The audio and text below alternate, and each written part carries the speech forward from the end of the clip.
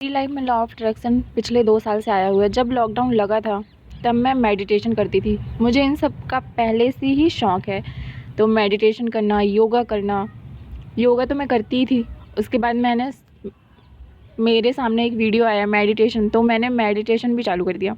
और जब मैंने इसको चालू किया तो मैं सुबह इसको करने 4:30 बजे अपने टेरेस पे जाके करती थी। उस टाइम मुझे ये भी नहीं पता था इससे क्या होने वाला है, मुझे इसके रिज़ल्ट क्या मिलेंगे, इसको करने से क्या होता है, मुझे बिल्कुल कुछ नहीं पता था। बस आती थी 5-10 मिनट। उस टाइम पे लॉकडाउन लगा था, जब 5 बजे 4:30 बजे अगर मैं छत पे आके अंधेरे में मेडिटेशन कर रही हुई थी और मुझे ऐसा लगता था कि इसका क्या रिज़ल्ट मिलने वाला है, मुझे नहीं पता था। बस मैं कर रही थी, मुझे मज़ा आ रहा था। और मैं जैसे ही मेरे 11 दिन हुए हैं, वैसे ही मेरे सामने लॉ ऑफ अट्रैक्शन आ गया। एक वीडियो आई सांभवी दीदी की उस टाइम। और 3 into 3 कोई टेक्निक है जिसमें अफर्मेशन को लिखना होता है 3 टाइम।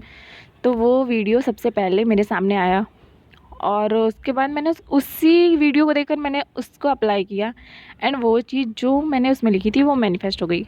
तो मेरा जो विश्वास था लॉ ऑफ अट्रैक्शन पे, उस टाइम पे ही ये हो गया कि यस, ये वर्क करता है। क्योंकि जब अगर फर्स्ट बार में आपको रिज़ल्ट मिल रहे हैं तो यस, काम करता है। और ये काम क्यों किया?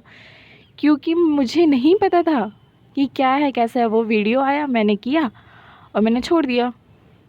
बिल्कुल रेजिस्टेंस नहीं था, बिल्कुल उसके बारे में सोचा नहीं कैसे होगा, क्या होगा। कर दिया, सामने आया, कर दिया। लिखना ही था, लिख दिया, तो वो हो गया। अब क्या होता है कि जब आप कोई चीज़ यूनिवर्स से मांग रहे होते हो या लिख रहे होते हो, आपका विश्वास नहीं होता उस चीज़ पे, आपकी फीलिंग नहीं होती उस चीज़ पे, आप बार बार सोचते हो उस चीज़ के बारे में, आप उसको भूलते नहीं हो, डिटैच नहीं होते उन चीज़ों से। जब तक आप उन चीज़ों को पकड़ के रखेंगे कि वो आपकी लाइफ है, आपकी ज़िंदगी है, और जब वो आपकी लाइफ में आएंगी तब आपको खुशी मिलेगी, तब तक वो आपकी लाइफ में बिल्कुल नहीं आती है। भगवान या यूनिवर्स जो भी, जिसको भी आप मानते हैं, वो आपको आपकी लाइफ में नहीं लाते हैं। क्यों? क्योंकि जब आप बोल ही रहे हो कि वो चीज़ आने के बाद ही आपको खुशी मिलेगी, तो वो क्यों देगा? बिल्कुल नहीं देगा। जब आपके पास अब भी जो चीज़ है उसमें खुश नहीं हो आप, तो वो चीज़ आने के बाद भी खुशी नहीं होगी आपको। तो जो चीज़ है उस पे खुश हो जाइए, क्योंकि जब आप यहाँ पे खुश होंगे ना, उन चीज़ों को डिटैच कर देंगे। एक बार मांगो यूनिवर्स से, उसके लिए जो आपको करना है वो करो और उसको छोड़ दो। छोड़ना बहुत ज़रूरी है, क्योंकि जब तक आप डिटैच नहीं होंगे ना किसी चीज़ से, अलाइनमेंट में नहीं आएंगे, खुश नहीं रहेंगे, जॉय नहीं रहेंगे, तब तक वो चीज़ आपकी लाइफ में नहीं आने वाली है। ये बहुत ज़रूरी है।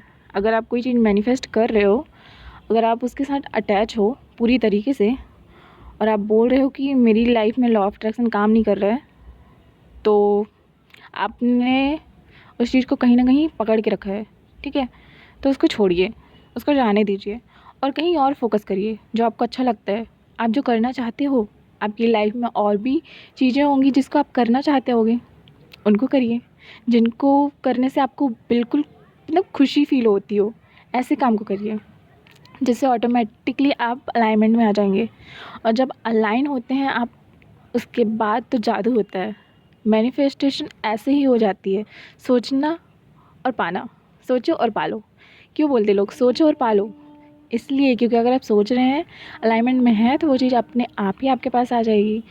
उसमें ज़्यादा आपको कुछ करने की ज़रूरत नहीं पड़ेगी कि ये भी करो, वो भी करो। नहीं, ये कोई जादू टोना थोड़ी ना है कि ये टेक्निक करो, वो टेक्निक करो, ऐसा करो, ऐसा करो, इसको करने से ऐसा मिलता है, इसको करने, बिल्कुल नहीं।